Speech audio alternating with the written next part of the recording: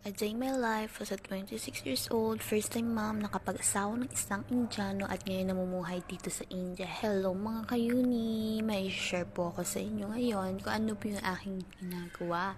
So gumagawa po ako ngayon ng coffee dahil sobrang malamig po dito ngayon sa India.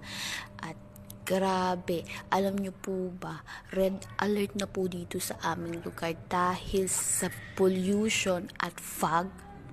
Ha? At ulit yun? Hindi. Yan, i-share ko lang po kasi sa inyo. Yung pinakamahirap po dito talaga sa India ay yung winter season dahil ang lamig-lamig at grabe yung pollution. Bawal po talaga yung mga bata lumabas na ngayon. At alam niyo po ba, sarado na po yung mga paaralan ngayon dahil sa fog at pollution. I-share ko po at ipapakita sa inyo yung fog.